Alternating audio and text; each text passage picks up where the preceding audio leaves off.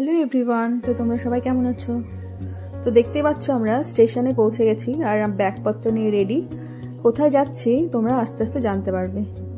তো ট্রেনে উঠে গেছি, এসি 2 টায়ার বুক করা ছিল আমাদের, যেহেতু আমরা 3 জন যাচ্ছি তাই। তো এখন ট্রেনটা ছাড়বে একটু পরেই। তো ট্রেন এখন পৌঁছে গেছে মালদা স্টেশনে, আর অবশ্যই মালদা স্টেশনে তো নামতেই হবে ডিম সেদ্ধ খাবো বলে। তো আবার সেই কাকুটার দোকানে চলে গেছি খুঁজে খুঁজে। এই কাকুটার কাছ থেকে ডিম সিদ্ধ নিলাম, নিয়ে আবার ট্রেনে উঠে পড়েছি। তো এখন ভোর 4:30 মতো বাজে, আর আমাদের ট্রেন পৌঁছে গেছে কলকাতাতে। তো এখানে এসে একটা রুম নিয়ে নিয়েছি আমরা, আর আজকের দিনটা আমরা কলকাতাতেই থাকবো সারাদিন। আর আমাদের ফ্লাইট আছে কাল সকালে। Good morning everyone.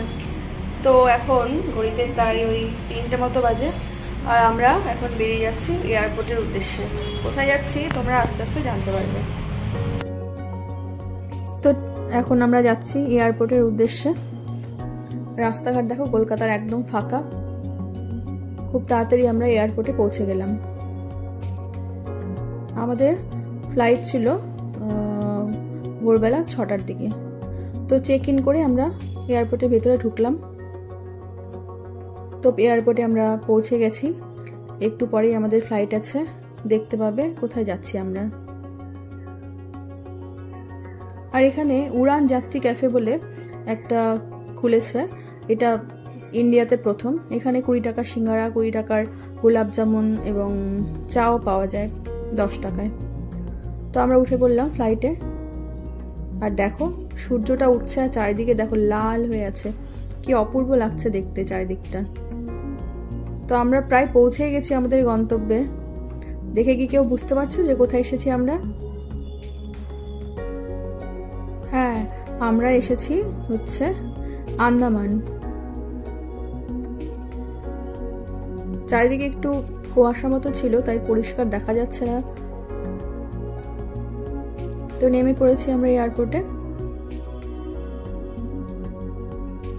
আমাদের গাড়ি চলে এসেছে, হোটেল থেকে গাড়ি পাঠিয়ে দিয়েছিল। আমরা যাচ্ছি এখন আমাদের যেখানে থাকবো আমরা সেখানে। আর রাস্তায় যেতে যেতে এরকম নীল জলের রং দেখে মনটা একেবারে খুশি হয়ে গেল। কি অপূর্ব লাগছে দেখতে চারিদিকটা। আমরা পৌঁছে গেছি আমাদের হোটেলের কাছে, আর এই উল্টো দিকেই আমাদের হোটেলটি। হোটেল ঠিক না, এটা একটা হোমস্টে। আমরা আগে থেকে বুকিং করে এসেছিলাম এই হোমস্টেতে। এই যে বিল্ডিংটা দেখতে পাচ্ছ, এর লাস্ট ওই 3 তলাটা, ওটাই হচ্ছে হোমস্টে,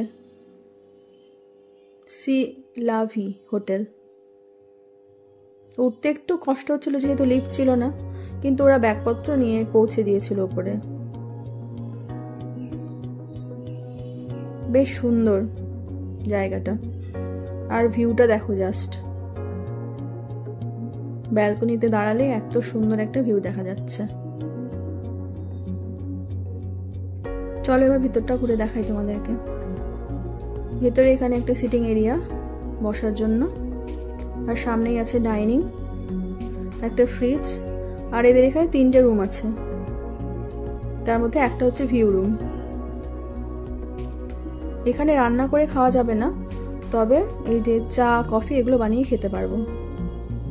এটা হচ্ছে আমাদের রুম। চলো রুমটা দেখাই তোমাদের। একটা বিশাল বড় আয়না, আর তার পাশে আছে বাথরুম। বাথরুমটা বেশ বড় আর বেশ পরিষ্কার পরিচ্ছন্ন।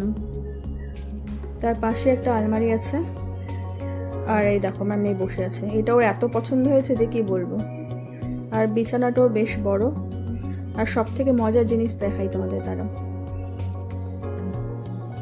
এই দেখো, ঘরের জানলাটা সরালেই, পর্দাটা সরালেই আমরা এরকম একটা দৃশ্য দেখতে পাবো। খুবই সুন্দর লাগছে জায়গাটা। তো আমরা এরপরে আন্দামানের কোথায় কোথায় ঘুরবো। আজকে আমরা পোর্ট ব্লেয়ারে আছি, তো এর পরের ব্লগে তোমরা দেখতে পাবে যে আমরা এখান থেকে কোথায় কোথায় যাই। তো আমাদের সাথে থেকো, ততক্ষণের জন্য টাটা।